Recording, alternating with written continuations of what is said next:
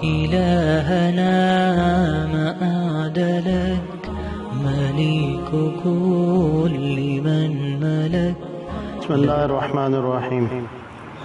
الحمد لله رب العالمين والعاقبة للمتقين والصلاة والسلام على أشرف الأنبياء والمرسلين أما بعد. آج کا ٹاپک ہے ہمارا گھروں میں ناچاکیاں، بے برکتیاں اور اولاد کی نافرمانیاں، بیماریاں، جنات، جادو، ان سب کے اسباب اور ان کی روک تھام کا طریقہ. ٹھیک ہے جی. بہت سارے مسائل یہ سامنے آ رہے ہیں کہ لوگ اس وجہ سے پریشان ہیں. گھر میں برکت نہیں ہے، مال تھوڑا آتا ہے تب بھی ختم ہوتا ہے، زیادہ آ جاتا ہے تو بھی ختم ہو جاتا ہے. دلی طور پہ خامد بیوی سے خوش نہیں ہے، بیوی خامد سے پوری طرح مطمئن نہیں ہے. اولاد کو والدین سے گلے شکوے ہیں، والدین کو اولاد سے گلے شکوے ہیں. برکت نہیں ہے، بے برکتی سی محسوس ہوتی ہے، بے سکونی سی محسوس ہوتی ہے. جب یہ چیزیں تھوڑا اور بڑھ جاتی ہیں آگے تو پھر عاملوں کے پیچھے چل پڑتے ہیں کہ جی کسی نے کچھ کر دیا ہے، کچھ ہو گیا ہے، اثرات ہیں اور جی جنات ہیں. اور اوپر چلے جائیں ایک قدم تو کہتے ہیں جی جادو ہے نا. یہ سب چیزیں گھروں میں. اب اس میں گزارش یہ ہے کہ حضور اکرم صلی اللہ علیہ وسلم نے کچھ چیزیں ہمیں ایسی بتائی ہیں، ظاہراً دیکھنے میں وہ چیزیں معمولی درجے کی ہیں، ان کو کرنا بھی مشکل نہیں ہے اور معمولی ہونے کی وجہ سے ہی ہم انہیں چھوڑ بھی دیتے ہیں. معمولی ہونے کی وجہ سے ہی ہم ان سے اگنور کرتے ہیں نا. یہی سبب بنتا ہے ہمارے لیے مسائل پیدا ہونے کا اور پریشانیوں کے بڑھنے کا. یہی چیز سبب بن جاتی ہے. دیکھیں ایک بات ہمیشہ یاد رکھیے گا کہ خطا جو ہوتی ہے، غلطی جو ہوتی ہے، وہ اگر چھوٹی بھی ہو لیکن مسلسل ہو، بار بار ہو تو وہ بڑی ہو جاتی ہے. خطا اور غلطی چھوٹے درجے کی ہے لیکن مسلسل ہو رہی ہے، تکرار کے ساتھ ہو رہی ہے، بار بار ہو رہی ہے تو وہ بڑی ہو جاتی ہے. مثلا حدیث شریف میں عصر کی نماز کے بعد سونے سے منع فرمایا،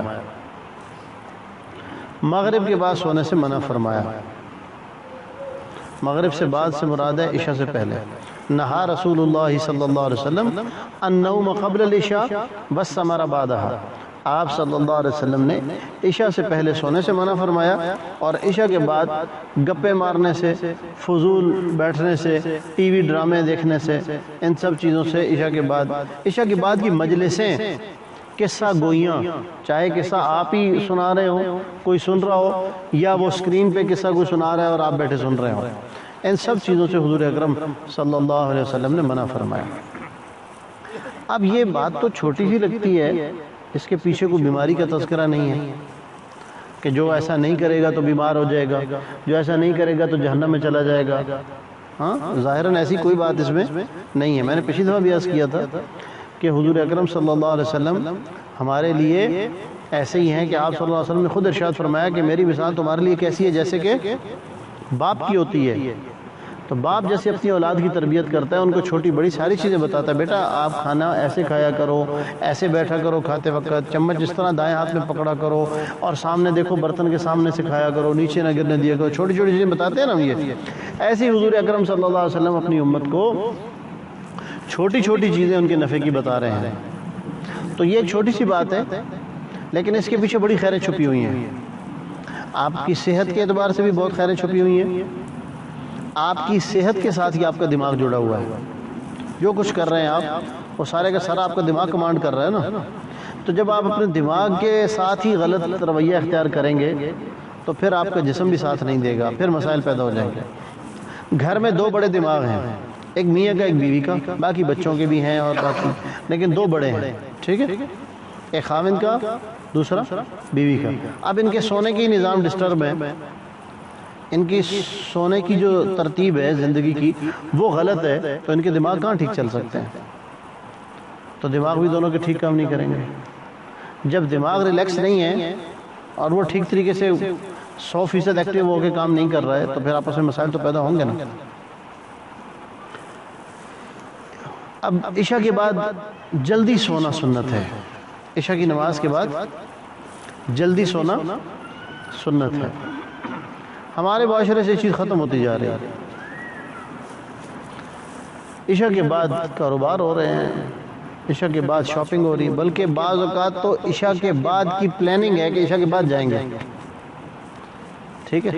دنیا دار لوگ تو کہہ رہے ہیں جی 8 بجے جائیں گے، 9 بجے جائیں گے، دیندار آدمی کہہ رہا ہے عشاء پڑھ کے فارغ ہو جائے نا، پھر نماز نہیں آئے گی، نماز پڑھ کے جائیں گے۔ ادھر سے تو آپ کی سوچ بہت اچھی ہے، آپ کہہ رہے ہیں وہاں جائیں گے نماز ضائع ہوگی، عورتیں ساتھ جا رہی ہیں، وہ کہتی ہیں وہاں باہر کہاں شاپنگ مال میں ہم نمازیں پڑھیں گی، تو چلو گھر سے نماز پڑھ کے جائیں گے۔ تو یہ رجحان بہت غلط طرف میں جا رہا ہے۔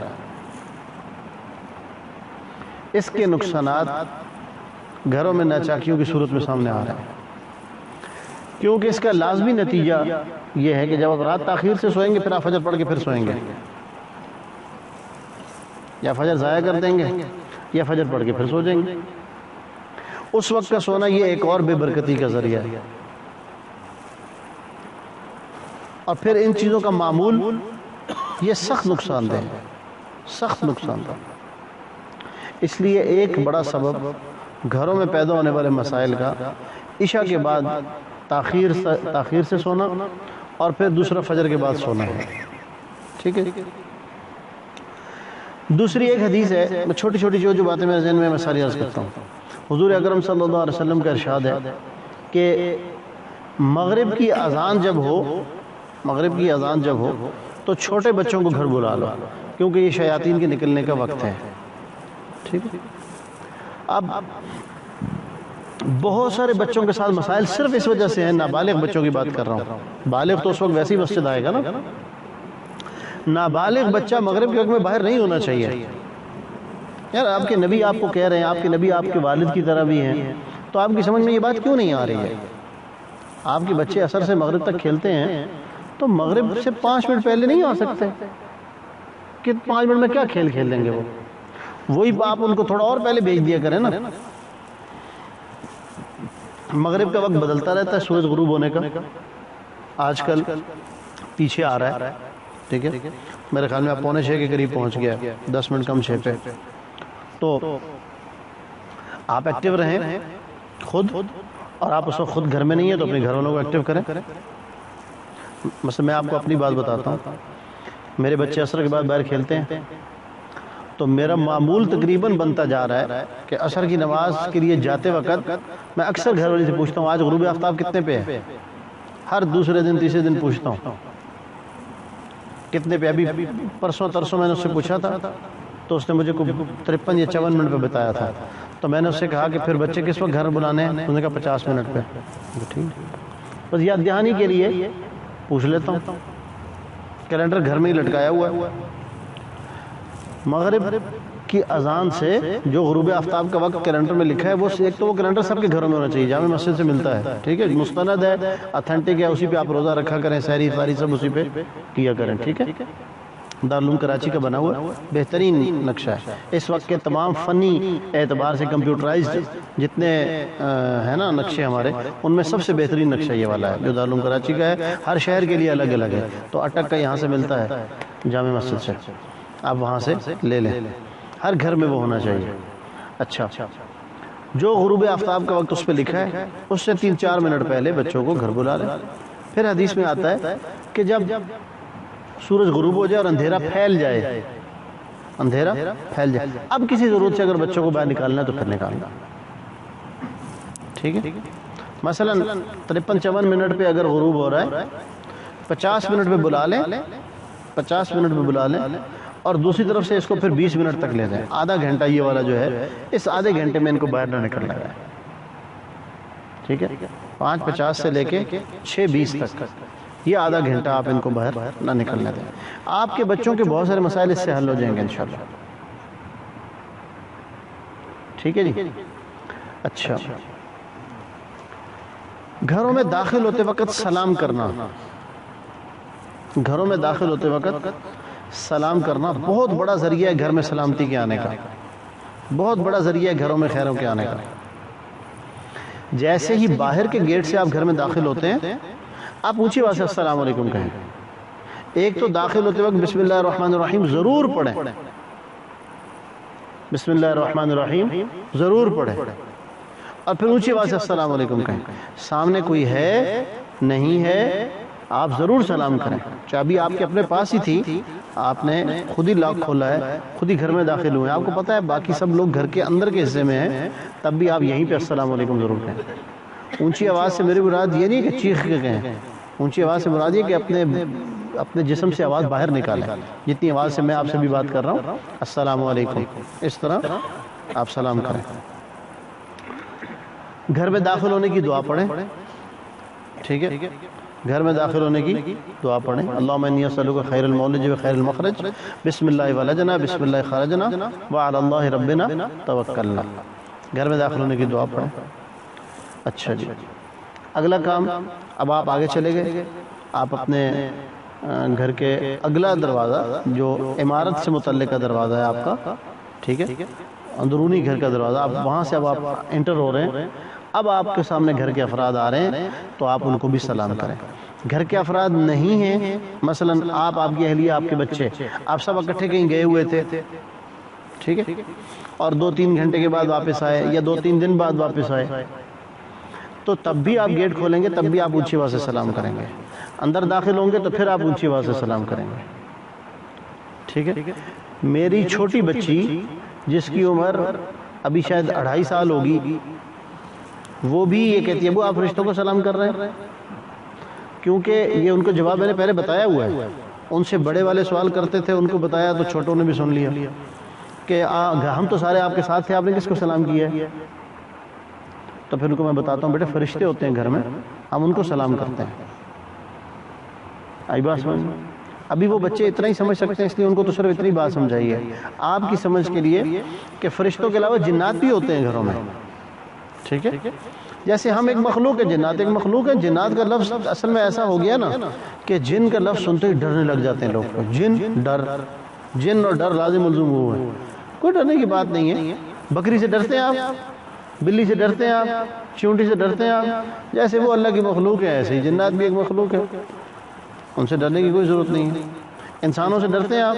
نہیں ڈرتے ہیں. سب کے ساتھ ابھی بھی بیٹھے ہوئے ہیں آپ لوگ، سارا دن انسانوں کے ساتھ ڈیوٹی کرتے ہیں، کام کرتے ہیں، سب کچھ کرتے ہیں. ایسی جنات بھی ایک مخلوق ہے، ان سے ڈرنے کی تو کوئی ضرورت نہیں ہے. ہاں بس اتنا ہے وہ ہمیں نظر نہیں آتا. تو اونچی آواز سے سلام کریں، اس سے آپ کے گھر کے بہت سارے مسئلے حل ہو جائیں گے. اچھا، رزق کی فراوانی کے جو اسباب لکھے ہیں نا، ان میں بھی ایک سبب گھر میں داخل ہو کے اونچی آواز سے سلام کرنا لکھا ہے. ٹھیک ہے، تو اس وجہ سے بھی اس میں برکت ہے. تو گھر میں داخل ہو کے سلام کرنا ایک بڑا رکن ہو گیا. ٹھیک ہے جی. اچھا جی، اگلی بات، یہ بھی بہت بڑی بات ہے کہ رات کو سونے سے پہلے گھر کے دروازے کو جو آدمی بند کرے گا، آخری اکثر گھروں میں ہمارے اندر سے دروازے کو لاک کیا جاتا ہے رات سونے سے پہلے.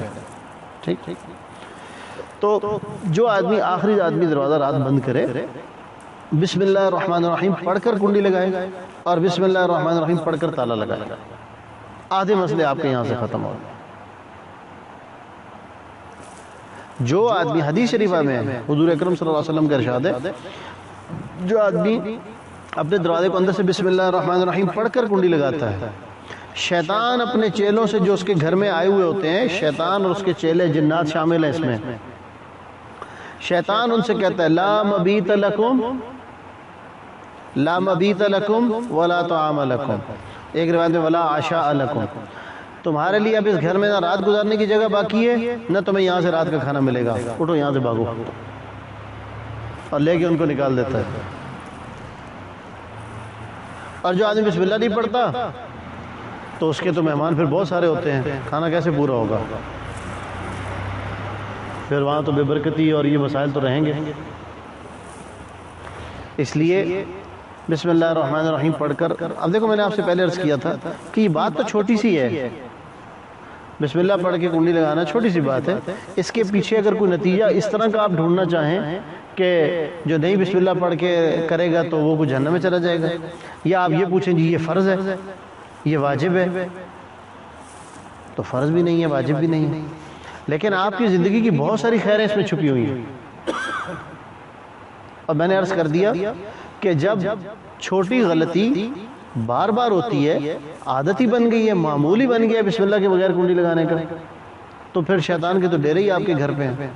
تو گھر میں پھر لڑائیاں جھگڑے فتنے فسادات نہیں ہوں گے تو کیا ہوگا؟ سمجھ گئے نہیں؟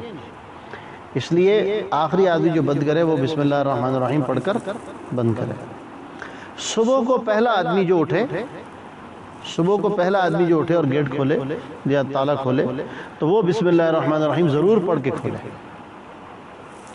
اچھا، اور فجر کی نماز گھر کے تمام بالغ افراد کو چاہیے کہ مسجد میں جا کر پڑھیں. فجر کی نماز گھر کے تمام بالغ افراد مسجد میں جا کے پڑھیں. عورتوں کو چاہیے وہ اپنے مردوں کو مسجد بھیجیں، عورتوں کو چاہیے مردوں کو مسجد بھیجیں، معمول بنائیں، ان کی عادت بنائیں کہ وہ فجر کی نماز مسجد میں جا کر پڑھا کریں. جو آدمی صبح پہلا کام مسجد جانے کا نہیں کرتا اس کے گھر میں خیر کبھی نہیں آ سکتی، ہمیشہ یاد رکھے گا. جس آدمی کا صبح گھر سے نکلنے کے بعد پہلا کام مسجد نہیں ہے، نماز پڑھتا ہے وہ فجر کی لیکن پڑھتا گھر میں ہے، اور پھر وہ اس کے بعد سو جاتا ہے یا نہیں بھی سوتا ہے، پھر وہ 8-9 بجے اٹھ کے اپنے کام پہ چلا جاتا ہے. اس کا مطلب ہے اس کا گھر سے نکلنا صبح کے بعد پہلا نکلنا مسجد کے لیے نہیں ہوا، کسی اور کام کے لیے ہوا ہے. اس کے گھر میں خیر کبھی نہیں آ سکتی.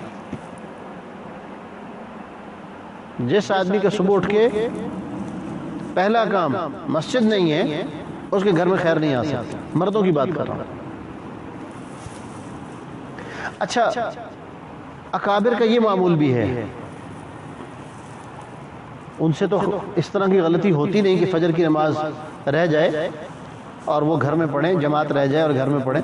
لیکن اگر کبھی کسی سے ایسا ہو جائے اور وہ فجر گھر پڑھ لیں، پھر بھی وہ 8 بجے 9 بجے جب اپنے کام سے نکلتے ہیں تو پہلے مسجد چلے جاتے ہیں،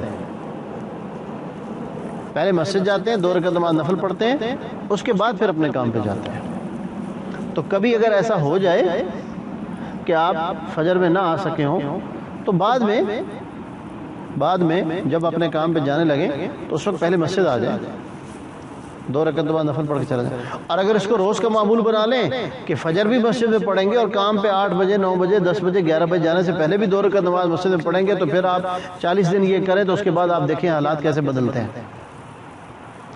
ایسی برکت، ایسی رونق تو پھر زندگی میں آپ حیران ہو جائیں گے دیکھ کے. اللہ کیسا سکون عطا فرمائیں گے. جس آدمی کے کام پہ جانے کے راستے مسجد سے شروع ہوتے ہیں اس کے ہاں تو خیر اور برکتوں کے انبار لگ جاتے ہیں. وہ پہلے آتا ہے اپنے رب کے سامنے جھکتا ہے، اس کے بعد کام پہ جاتا ہے. اللہ اس کو کیسے ضائع کر سکتے ہیں؟ اس کو کیسے نقصان ہو سکتا ہے؟ تو فجر کی نماز یعنی گھر سے نکلنے کے بعد صبح پہلا کام مردوں کو کیا کرنا ہے؟ کیوں جی بولتے ہی کوئی نہیں. گھر سے نکلنے کے بعد سب سے پہلا کام کہاں جانا ہے؟ مسجد جانا ہے. ٹھیک ہے. اچھا جی، ایک اور حدیث میں آتا ہے رات کو سونے سے پہلے اپنے برتن ڈھانپ کے سو. یہ بھی وہی بات ہے، چھوٹی سی حدیث ہے، فرض واجب والی بات کو پوچھے گا تو نہیں ہے، لیکن بہت ساری خیریں اس میں چھپی ہوئی ہیں. لہذا سونے سے پہلے کیا کرنا ہے جی؟ برتن ڈھانپ کر سونے ہیں. جن برتنوں کے اوپر ڈھکن نہیں ہوتے، یہ خالی برتنوں کی بات کر رہا ہوں، جن میں کھانا ہے ان کی بات نہیں کر رہا ہوں، ان کو تو آپ ڈھانپتے ہی ہیں. جو خالی برتن ہیں ان کی بات کر رہا ہوں کہ خالی برتن آپ ڈھانپ کے سوئیں گے، ورنہ خالی برتنوں کو اوندھے منہ رکھ کے سوئیں گے، الٹا برتن الٹا رکھ دیں گے. اور تیسرا درجہ یہ ہے آخری کہ اس کے اوپر مسواک رکھ دیں. گلاس ہے اس کے اوپر سے ڈھکنے کے لیے کوئی چیز نہیں مل رہی، خالی ہے، مسواک رکھ دیں، لکڑی اس کے اوپر پڑی ہوئی ہے. ٹھیک ہے. کوئی اور چمچ ایسے رکھ دیں چمچ اس کے اوپر رکھ دیں، مطلب کوئی نہ کوئی ایسی چیز اس کے اوپر رکھ دیں، ٹھیک ہے، اگرچہ اس کے دائیں بائیں خالی ہوگا، کوئی چیز اس میں گرنا چاہے گر سکے گی، لیکن چونکہ حدیث میں یہ طریقہ آیا ہے، حدیث میں یہ طریقہ آیا ہے، تو بس پھر یقینی بات ہے کہ اسی میں خیر ہے۔ اچھا، دوسری طرف حدیث میں یہ بھی آتا ہے کہ رات کو بیماریاں اترتی ہیں جو ان کھلے برتنوں میں آتی ہیں، جب صبح کو اٹھ کے آپ انہی برتنوں میں پانی ڈال لیتے ہیں، کھانا ڈال لیتے ہیں، استعمال کرتے ہیں، تو بیماریاں آپ کے جسم میں داخل ہو جاتی ہیں، یہ بھی حدیث ہے۔ تو اس وجہ سے بھی اس کا اہتمام ہو۔ اچھا، اور اگر کسی وجہ سے نہیں ڈھانپ سکے، کوئی برتن رات رہ گیا، تو صبح کو پھر اس برتن کو پہلے دھویا جائے، بعد میں استعمال کیا جائے۔ لیکن میں نے عرض کر دیا کہ اس کا معمول بنانا کہ برتن ڈھانپ کے نہیں سوتے، اوندھے منہ رکھ کے نہیں سوتے، تو اس کا معمول بنانا یہ بھی گھروں میں بے برکتی کے آنے کا راستہ ہے۔ عورتوں سے متعلق زیادہ ہے یہ چیز، چونکہ کچن کی ذمہ داریاں انہوں نے سنبھال رکھی ہیں، تو انہیں سمجھائیں جا کر۔ اچھا جی، اس کے علاوہ میلے برتن رات کو چھوڑ کر سونا، یہ بھی بے برکتی کی علامت ہے۔ میلے برتن دوپہر کو بھی، میلے برتن ناشتے کے بھی، ٹھیک ہے، چھوڑ کے سونا، یہ بھی بے برکتی کی علامت ہے۔ برتن کھانا کھایا، اس کے بعد جو برتن اس میں استعمال ہوئے انہیں فوراً دھو دینا چاہیے، فوراً نہیں دھو سکے تو چلو کچھ دیر بعد دھو دیں، اور بعد دھو دیں، اور بعد دھو دیں۔ آخری درجہ یہ ہے آپ کے پاس کہ سونے سے پہلے ضرور دھو دیں۔ جو برتن دھل جاتا ہے وہ برتن اپنے کھانے والے کے لیے دعا کرتا ہے، حدیث ہے، پلیٹ دعا کر رہی ہے، چمچ دعا کر رہی ہے، پتیلا دعا کر رہا ہے۔ کتنی معمولی سی باتیں ہیں یہ، آپ کے لیے بے جان چیزیں دعا کریں گے تو برکت نہیں ہوگی۔ اچھا، اور اگر آپ نہیں کریں گے تو پھر بے برکتی بھی تو ہوگی نا، یعنی برتنوں کو آپ مانجھ کر نہیں سوتے تو پھر بے برکتی ہوگی نہیں۔ اس لیے آخری درجہ یہ کہ سونے سے پہلے برتن، میں نے پھر عرض کر دیا پہلے بھی کہ معمول یہ ہونا چاہیے۔ کبھی کسی دن رات کو عشاء میں مہمان تھے، کافی زیادہ تھے، برتن بھی بہت زیادہ ہیں، اب عورتیں بیچاری مہمانوں سے بھی بات کریں، ان کو بھی ڈیل کریں، پہلے کھانا بنانے میں بھی بہت مصروف رہیں، اب برتن دھونے بھی مشکل ہے، مشقت زیادہ ہے، مہمانوں کو رخصت کرتے کرتے بھی دیر ہو گئی ہے، اور کام والی بھی صبح آنی ہے، تو چلو کبھی ایک آدھ دفعہ چھوڑ دے تو کوئی بات نہیں، ٹھیک ہے، لیکن معمول نہ بنائیں اس کا۔ معمول یہ ہو کہ رات کو برتن صاف کر کے سوئیں۔ اچھا، اس کے علاوہ اب ایک بات اور رہ گئی ہے ضروری، وہ یہ ہے کہ جب بھی کپڑے اتاریں، جب بھی عریاں ہوں، جب بھی بدن ننگا ہونے کا موقع آئے، اس سے پہلے اللہم انی اعوذ بک من الخبث والخبائث، یہ دعا بیت الخلاء میں داخل ہونے کی دعا ہے ویسے تو، لیکن یہ دعا اصل میں کپڑے اتارنے کی دعا ہے، یعنی کپڑے اتارنے سے مراد ہے کہ جسم کے ننگا ہونے کی سے پہلے کی دعا ہے، ٹھیک ہے، یہ دعا ضرور پڑھیں۔ اگر تو آپ بیت الخلاء میں جا رہے ہیں، صاف ظاہر آدمی وہاں بھی کپڑے اتارتا ہے، تو پھر بیت الخلاء میں جانے سے پہلے بھی پڑھیں۔ اگر آپ کپڑے کسی کمرے میں بدل رہے ہیں، کمرے میں اور کوئی بھی نہیں ہے، تب بھی یہ دعا ضرور پڑھیں۔ آپ بیت الخلاء میں جانے سے پہلے تو پڑھتے ہیں، کپڑے اتارنے سے پہلے تو نہیں پڑھتے، تب بھی یہ دعا ضرور پڑھیں، ٹھیک ہے۔ اسی ضمن میں یہ جو میں نے بات عرض کی ہے نا کہ جب بھی لباس اتاریں گے آپ، اس سے پہلے آپ کو یہ دعا پڑھنا ضروری ہے، کہ اس لیے ہے کہ جنات، شیاطین، ان سے آپ محفوظ رہ سکیں، ٹھیک ہے، جنات اور شیاطین سے آپ محفوظ رہ سکیں۔ اب اسی میں اگلی بات یاد رکھیں کہ جو میاں بیوی ملتے ہیں آپس میں، اس وقت میں بھی اس چیز کی بہت زیادہ احتیاط ضروری ہے کہ آپ پہلے نمبر پہ تو دیکھیں، سنت کو اگر دیکھا جائے نا صحیح معنوں میں، تو اصل سنت طریقہ یہ ہے کہ آپ کے کمرے میں اندھیرا بھی ہو اور میاں بیوی صحبت کے وقت میں اوپر چادر بھی اوڑھیں، ٹھیک ہے، بڑی چادر ہونی چاہیے، بڑی لمبائی میں بھی چوڑائی میں بھی، عام چادروں سے بڑی چادر ہونی چاہیے، ٹھیک ہے، تاکہ سرکے نہیں چادر۔ اور آپ ایک منٹ کے لیے یہ سمجھ لیں، ایک منٹ کے لیے سمجھ لیں کہ اس کمرے میں کوئی اور بھی موجود ہے اور اس کی موجودگی میں نے اپنی بیوی سے ملنا ہے۔ آئی بات سمجھ میں؟ تو اب آپ خود سوچیں کہ پھر آپ کس طرح کی چادر اوڑھ کر صحبت کریں گے. ٹھیک ہے نا.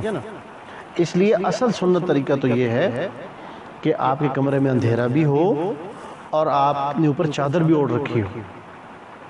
اگر آپ چادر اوڑھنے والا کام نہیں کرتے، میں نے پہلے عرض کر دیا کہ خطا چھوٹی ہوگی اور مسلسل ہوگی تو نقصان پہنچائے گی. اچھا، اگر آپ چادر اوڑھنے والی وہ اس کو مشقت سمجھتے ہیں، وہ نہیں کرتے، تو کم از کم درجے میں اندھیرا یقینی بنائیں. آخری درجے کی بات کیا ہے کہ اندھیرے کو یقینی بنائیں اور صحبت سے پہلے کی دعائیں ضرور پڑھیں. اللہم جنبنا الشیطان وجنب الشیطان ما رزقتنا، یہ ضرور پڑھیں. یہ نہیں آتی بیت الخلاء کی جو دعا ہے وہی پڑھ لیں. اللہم انی اعوذ بک من الخبث والخبائث، یہ پہلے پڑھ لیں. یہ دعائیں کپڑے اتارنے سے پہلے پڑھنے کی ہیں، چاہے کپڑے تبدیل کرتے وقت، چاہے بیت الخلاء میں داخل ہوتے وقت، چاہے صحبت سے پہلے. یہ لباس اتارنے سے پہلے کی دعائیں ہیں. ٹھیک ہے، تو اس وقت میں یہ پڑھیں. یہ بہت بڑا سبب ہے اس وقت میں بے حیائی کے عام ہونے کا، اولاد کے بے حیا ہونے کا. ٹھیک ہے، اور گھروں میں یہ جنات اور ان چیزوں کے آنے کا بہت بڑا سبب یہ ہے کہ میاں بیوی کی صحبت پردے میں نہیں ہے. بس صحبت اتنی پردے میں ہے کہ ہمیں انسان کوئی نہیں دیکھ رہا، اس سے اوپر کا کوئی پردہ نہیں ہے. فرشتوں سے بھی پردہ ہے، جنات سے بھی پردہ ہے، باقی مخلوقات سے بھی پردہ ہے. تو سارے کا اہتمام آپ کو کرنا ہے. آپ اہتمام کریں کچھ عرصہ، کسی بھی عمل کا اہتمام آپ 40 دن کریں، آپ کو اس کی برکتیں نظر آنا شروع ہو جائیں گی. کسی بھی عمل کا اہتمام 40 دن کریں، اس کی برکتیں محسوس ہونا شروع ہو جائیں گی. اور آپ کو کسی وقت میں اللہ تعالیٰ سے آپ کا تعلق ہوگا نا، اللہ تعالیٰ یہ بھی القاء کر دیں گے کہ فلاں نیکی کی وجہ سے یہ برکت آ رہی ہے. آپ کو یہ بھی محسوس ہو جائے گا یار ہاں فلاں کام شروع کیا نا تو اس کی وجہ سے یہ برکت آ رہی ہے. کنڈی بسم اللہ پڑھ کے لگانی شروع کی ہے، اب اس سے پہلے یہ مسائل ہوتے تھے، اب یہ نہیں ہوتے. اچھا جی، ایک بات یہ ہو گئی. ایک اور بات، دیکھو ہم جادو کے لیے، جنات کے لیے اتنے عاملوں کے پاس لوگ جا رہے ہیں. عورتیں تو اتنی بیوقوف اور نادان ہیں اس مسئلے میں، بہت جلدی چل پڑتی ہیں. ٹھیک ہے جی، اور اتنے لمبے چوڑے وظیفے پڑے جا رہے ہیں، اور پھر جناب یہ کیا نام ہے اس کا، پیسے ہزاروں روپیہ اس پہ خرچ ہو رہا ہے، اور 2 نمبر فراڈیے لوگوں کے پاس پھر رہے ہیں. اور حضور اکرم صلی اللہ علیہ وسلم نے اس کا بہت آسان سا حل بتایا ہے، اس طرف کوئی توجہ کرتا نہیں ہے. اگر جو آپ صلی اللہ علیہ وسلم نے اس کا حل بتایا ہے ہم اس کو پکڑ لیں، مسئلہ حل ہے. فجر کی نماز کے بعد اور مغرب کی نماز کے بعد آخری 3 کل 3 دفعہ پڑھ لیں. سورہ اخلاص، سورہ فلق، سورہ ناس.